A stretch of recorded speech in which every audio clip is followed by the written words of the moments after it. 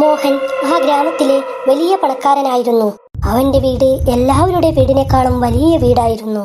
മോഹന്റെ ഭാര്യ ബിന്ദു ഏതൊരു പണക്കാരന്റെ ഭാര്യനേക്കാളും കുറവല്ലായിരുന്നു. തല മുതൽ കാൽ വരെ പൊന്നിൽ നിറച്ചിരുന്നു. ബിന്ദു, നീ എവിടെ വരെ നോക്കുന്നുണ്ടോ അതുവരെയുള്ള സ്ഥലം നിന്റേത് തന്നെ. ആ ദൈവത്തിന്റെ കൃപ കൊണ്ട് ഇനിയും ഒരുപാട് വർദ്ധിക്കട്ടെ. വർദ്ധിക്കട്ടെ. ഒരു ദിവസത്തിന്റെ കഥ. മോഹൻ ഗ്രാമത്തിന്റെ അടുത്തുള്ള കാട്ടിലേക്ക് വന്നിരുന്നു. അപ്പോൾ അവന്റെ ശ്രദ്ധ ഒരു അതിസുന്ദരിയായ സ്ത്രീയുടെ മേലെ പതിഞ്ഞു. ആരാണ് നീ? ഈ കാട്ടിൽ നിനക്കെന്ത് കാര്യം? എന്റെ പേര് മായ. ഞാൻ ഇതേ കാട്ടിലാണ് ഉണ്ടാവുന്നത്. കാട്ടിൽ എന്തിനാണ് ഇരിക്കുന്നത്? എന്തെന്നാൽ നീ തന്നെയല്ലേ എന്റെ അമ്മനെ ഗ്രാമത്തിൽ നിന്ന് പുറത്താക്കിയത്. ഓ, നീ ആ പ്രേതം നീലിയുടെ മകളാണോ? അതെ, അവളുടെ മകൾ തന്നെയാണ് ഞാൻ. നല്ലതായി ആ പ്രേതത്തിനെ ഗ്രാമത്തിൽ നിന്ന് അടിച്ചോട്ടിയത്. ഇല്ലെങ്കിൽ ഗ്രാമം മൊത്തം നാശമാവുമായിരുന്നു ആ പ്രേതത്തിനെ കൊണ്ട്. മോഹൻ തിരിച്ചു നടക്കുകയായിരുന്നു. അപ്പോൾ മായ അവന്റെ മുടി പറിച്ചെടുത്തു. അതിനുശേഷം മായ അവിടെ നിന്ന് മായായി. മോഹൻ വൈകുന്നേരം വീട്ടിലേക്ക് വന്നു. എല്ലാ ദിവസം പോലെ ഭക്ഷണം കഴിച്ച് ഉറങ്ങാൻ കിടന്നു. പാതിരാത്രി അവൻ ഉണർന്നു. വീട്ടിൽ നിന്ന് പുറത്തു വന്നു.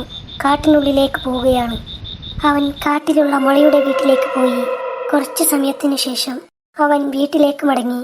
തിരികെ വീട്ടിൽ വന്നപ്പോൾ അവന്റെ ഭാര്യ അവനു വേണ്ടി കാത്തിരിക്കുകയായിരുന്നു. എവിടെ പോയതായിരുന്നു നിങ്ങൾ ഈ സമയത്ത്? എവിടേക്കുമില്ല.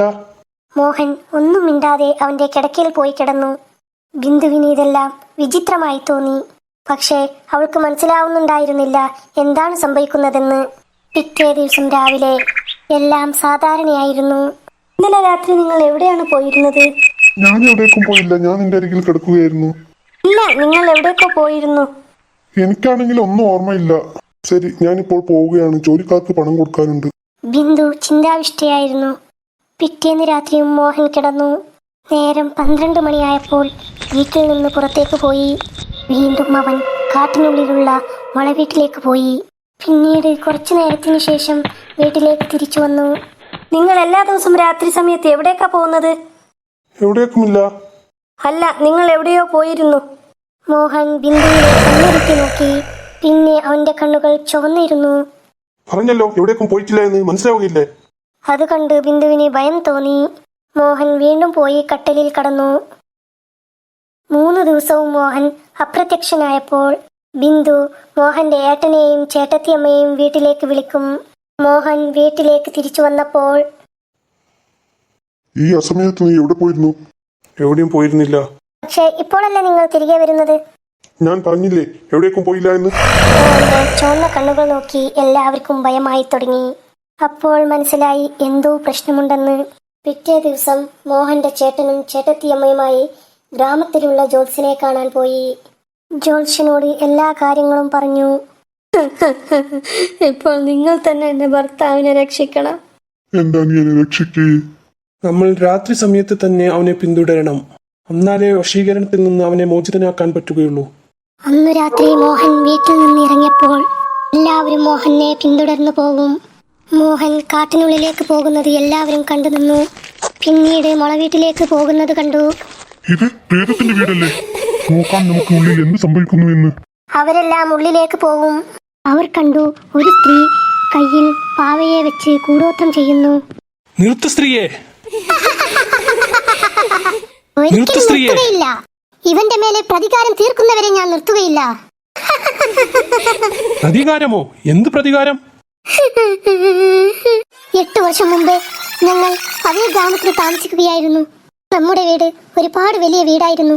ഇന്ന് ഇദ്ദേഹം താമസിക്കുന്ന വീട് ഒരു കാലത്ത് അത് നമ്മുടെ വീടായിരുന്നു.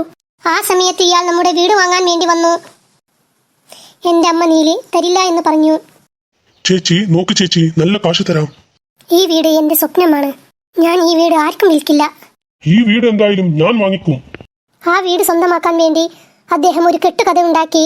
നമ്മുടെ വീട്ടിന്റെ പുറകുവശത്ത് കൂടോത്രത്തിന്റെ സാധനങ്ങൾ കൊണ്ടുവച്ച് ഗ്രാമവാസികളെല്ലാവരെയും അവിടേക്ക് കൂട്ടിക്കൊണ്ടുവന്നു. ഈ സ്ത്രീ പ്രേതം. നോക്കി, ഈ സ്ത്രീ ഗ്രാമത്തെ എല്ലാം നശിപ്പിക്കും. ഗ്രാമവാസികൾ കല്ലെറിഞ്ഞു എന്നെയും എന്റെ അമ്മയെയും ഗ്രാമത്തിൽ നിന്ന് ഓടിച്ചു. അപ്പോൾ തൊട്ട് ഞാനും എന്റെ അമ്മയും ഈ മുള വീട്ടിലാണ് താമസിക്കുന്നത്. ഇയാൾ എന്റെ അമ്മയുടെ സ്വപ്നത്തെ പറിച്ചെടുത്തു. അമ്മ ഒരുപാട് വിഷമിച്ചിരുന്നു. കുറച്ച് വർഷങ്ങൾക്ക് മുമ്പേ അമ്മ മരണപ്പെട്ടു പോയി. അപ്പോൾ തന്നെ ഞാൻ തീരുമാനിച്ചു, അതെന്തെന്നാൽ ഞാൻ ഇവനെ ബുദ്ധി പഠിപ്പിക്കണം, അതിനു വേണ്ടിയെങ്കിലും കൂടോത്രം പഠിക്കണമെന്ന്. നിനക്ക് എന്തു സംഭവിച്ചോ അത് അന്യായം തന്നെ.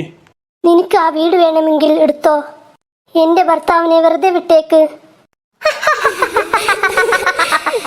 എനിക്കിപ്പോൾ ആ വീടിന്റെ ആവശ്യമില്ല. നിന്റെ ഭർത്താവിനെ ഞാൻ വെറുതെ വിടുകയില്ല. ജീവിതം മുഴുവനും ഭ്രാന്തനായി ആ ഗ്രാമത്തിൽ അലിയണം. അപ്പോൾ മാത്രമേ എനിക്ക് സമാധാനം ഉണ്ടാവുകയുള്ളൂ. ഇത് തെറ്റുമോളെ. ശരി തെറ്റിനെ പറ്റി എനിക്കറിയണ്ട. പക്ഷേ ഇയാളുടെ മേലിലല്ലാതെ വേറൊരു വ്യക്തിയുടെ മേൽ ഞാൻ കൂടോത്രം ചെയ്തിട്ടില്ല. പക്ഷേ നിങ്ങളെല്ലാം ഈ വീട് വിട്ട് പുറത്തു പോയില്ലെങ്കിൽ നിങ്ങളെയും ഞാൻ കൈവിരലിൽ തുള്ളിപ്പിക്കേണ്ടി വരും. ആ സ്ത്രീയുടെ വാക്ക് കേട്ട് എല്ലാവരും തിരിച്ചു വന്നു കളയും. പുറത്തു നിന്നുകൊണ്ട് എല്ലാവരും കരിയുന്നുണ്ടാവും. മോഹൻ ആ വീട്ടിൽ നിന്ന് ഭ്രാന്തനെ പോലെ തിരികെ വരുന്നുണ്ടാവും. ഇത് അവന്റെ കർമ്മം, ഞങ്ങൾക്കത് മാറ്റാൻ പറ്റുകയില്ല. ഇവൻ ഈ വീടിനെ പ്രേതത്തിന്റെ വീടാക്കി മാറ്റി, പിന്നെ ഒരു പാവം സ്ത്രീയെ പ്രേതമാക്കി. ഇപ്പോൾ ആ പ്രേതം അവന് വിടുകയില്ല. അന്ന് തൊട്ട് മോഹൻ ഗ്രാമത്തിൽ ഭ്രാന്തനെ പോലെ അലിഞ്ഞിരുന്നു. മായന്റെ പ്രതികാരവും തീർന്നു.